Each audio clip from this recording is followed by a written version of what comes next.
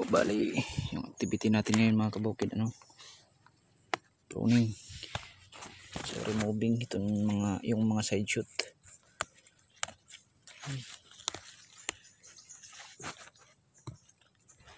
Yun. Tsaka yung flower tanggal. Huwag muna pabungahin. Kasi hindi pa dapat siya bubunga ngayon. So yan, tinatanggal. Medyo mainit lang mga kabukid. Yan, remove natin yung flower ito. Tanggal to, tanggal.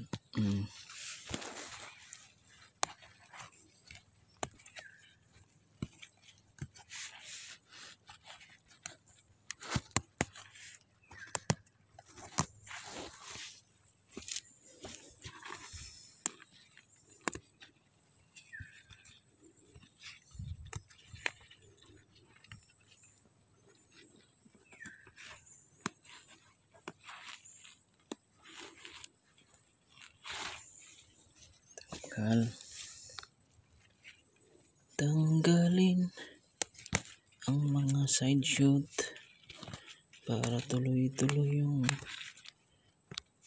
laki niya. Bulaklak tanggal, ito tanggal.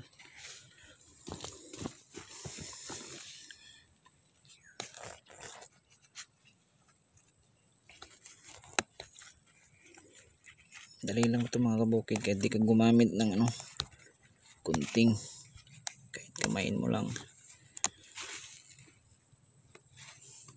Yan.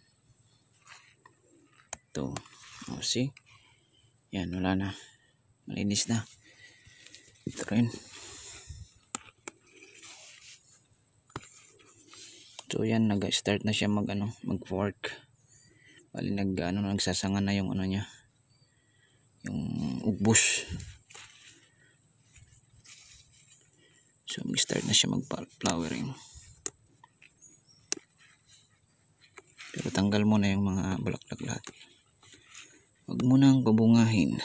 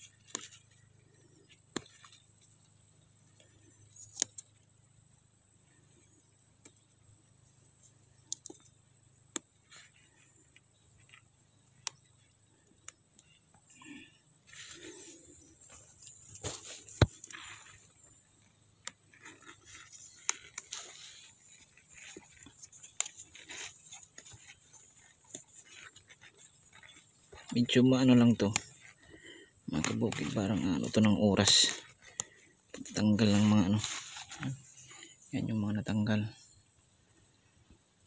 na yan, pataba na yan, to tanggal to. Basta wag nyo munang pag ganitong stage, pag yung first flowering stage nya, kumbaga yung unang bulaklak, tanggalin nyo, wag nyo munang patuloyin ipabunga. Para kasi mga kabukid maging kumbaga ma-prepared muna niya yung ma-prepare muna niya yung mga vine niya or mga sanga sa para sa pag dami ng bunga. Kasi mga kabukid, pag yung proseso na sunod nyo, mas marami yung ibibigay niyang bunga sa mga susunod na kabanata, Louie. Yan. Yan yung proseso sa pag removing side shoot, removing first flower,